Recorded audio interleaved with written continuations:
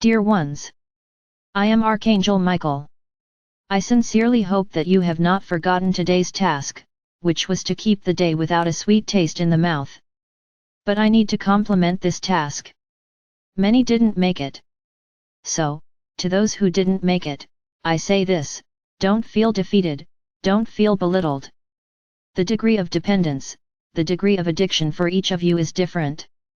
Many managed to do it without any problem, others really didn't manage it, so it's like I've been saying here, the tasks are supposed to become habits, but as I preach here, for now everything is in balance.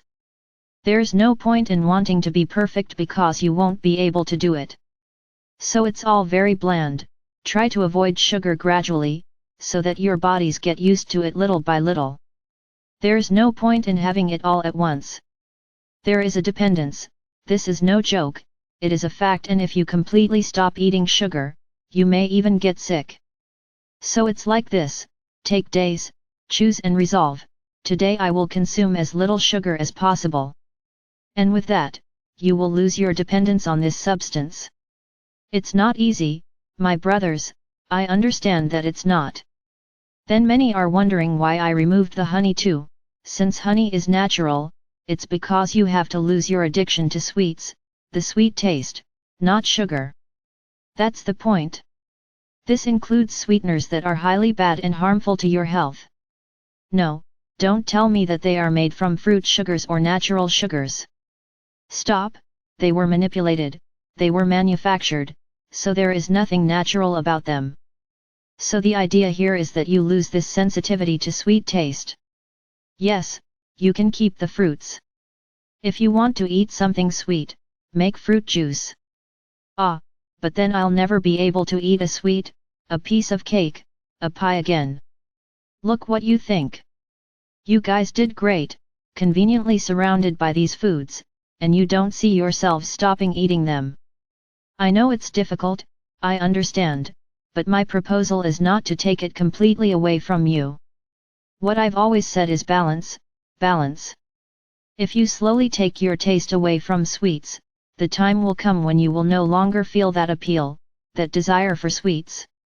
You can eat cake, as long as it is sugar-free and contains fruit sugar. Bananas result in tasty cakes with their own sugar, the pineapple, the orange. If the fruit is sweet, anything made with it will be sweet, without having to use sugar. I haven't reached this class of foods yet. So my brothers, it is a habit that I would like you to do, little by little. Try to adapt to the taste of things, without sugar, so that you can, little by little, stop the addiction, because that is an addiction, not a necessity. You have been taught that you need sugars, fats, proteins. Sugars, white sugar, fats, oils and margarines, proteins, animal meats. All wrong. Because you have sugars in fruits, fats in foods. You have foods that are extremely beneficial for health and contain fat. The one who gives the olive oil wants healthier fat? So why use another fat? Why eat animal fat, which is the most poisonous of all? Proteins, you have leaves, vegetables that have proteins, you don't need animal protein. So you have been deluded that you need all this. No, don't think that I'm going to take everything away at once, and in fact, I need to say one more thing, I'm not ordering anyone to do anything, I'm making a suggestion. Whoever thinks it is valid, who really wants to cleanse their aura of all the stains that these foods bring, very well, do it. Now, oh no, that's nonsense, I'm not going to do anything like that. Perfect, no problem at all, no problem at all. Keep eating the way you always have. But I can guarantee you that those who try to get rid of these addictions are starting to gain speed in their journey, and those of you who can't, it's not that you aren't walking, you are, but you will continue at the speed you are at today. So, the decision is up to each person, you do what you want. No problem. No problem at all. So today the topic is to talk about this point of nutrition, and no, I'm not going to start the week talking about the 8th charter. I'm not in a hurry, I'm not in a hurry at all. I would like to comment a little more on where we have come with these letters. There are several groups of people who are reading these letters. Those groups that read and compare with what is written in their books, and do not understand why everything that is being said there is not said in the religious book that you use. So, I'm going to go back in time a little. Why did Sananda always speak in parables? Parables are ways you say things, which lead to many interpretations. Each person will understand according to their knowledge, with their heart.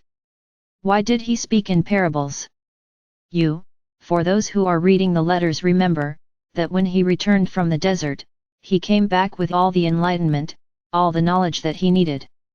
And he tried to convey all of this to the people, but no one believed his words, because everyone knew that there was a religion to follow, and that it was extremely punitive.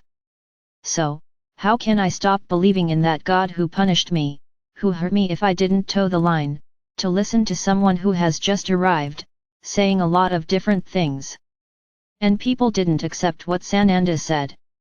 So he began to preach through parables, so that people would think about it, and everyone would understand in their own way. Then many may ask, but why did he speak that way, not say exactly what he heard? But he spoke, he said what he knew, and everyone laughed. They didn't believe him, they couldn't understand how that being said so much nonsense, so much that wasn't true. Then he realized that he wasn't going to be able to put into people's minds what he had learned, what he had absorbed in the desert. So he thought it would be better to put it in parables, because then people would at least listen and try to find a way. And it was in this way that, unfortunately, men took advantage, to place their understandings there, because as it was a parable, everyone understood it in their own way. Then each one began to encourage what Sananda had said, in his own way, in the way he thought was right. And then came the distortions. No, Sananda did not write parables to create religions, he would never do that, because he never wanted separation, he always wanted unity, love between peoples. The man distorted everything, the man took advantage of that, I could even say, Sananda's innocent word, to put what he had said in his own way. Going so far as to say that God ordered people to kill, that God was conniving with deaths, with killings, simply because some people didn't believe in what was said. So, that's why the current letters could never be revealed at that time, because he tried to reveal them, but the people didn't listen, and he knew that only in the following millennia would he be able to make people understand. So everything has the right time. There is another group that understands that the letters could only be released now, but that do not agree with anything that is written there. They want to assert exactly what is in their religious books, and compare what is said here, what is said in the letters, with what is in their books. For these groups I will repeat what I have been saying here for a long time, their religious books were not written by Sananda, they were not written by Muhammad, or by other beings of light. Books were written by the minds of those who lived with them. So there's a lot of the mind of whoever wrote it, and what's worse, there's what was manipulated over time. So don't try to compare, don't try to take excerpts from your religious books and compare them with what I say, or with what Sananda says in the letters, because a lot of things you won't find an echo, because that was written by men. It is a shame that you are so reluctant to understand this, that your religious books are not a complete source of truth. There is a lot of manipulation there to make everything happen as they had predicted. And there is a third group, which is reading the letters and is incorporating everything that is being said there, and even better, is feeling Sananda's energy. So what can I say to you? What I have already said here, these letters are not to be read and left aside. The guidance is to read the letters, separate the points you don't understand and do exactly as Sananda instructed, open yourself in meditation and ask him to show you, to do for you, to help you understand what is written there. And this will definitely happen. Sananda knows each one of you who is reading the letters, because these letters are like a direct path to him. So each one who opens the letters, but who receives them with heart, with understanding, with trust, with certainty that what is being said there is the truth, creates a direct connection with Sananda.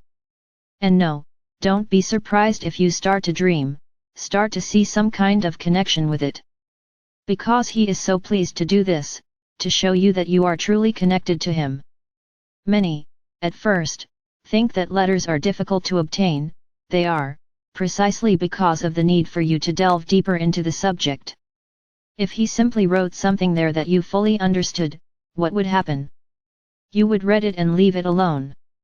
So once again, he wants you to go deeper, to understand what is there, but don't understand it by hearing it from someone else's mind, understand it by hearing it from yourself. So this is what he suggests: meditate, and call me, because I will explain exactly the point where you didn't understand.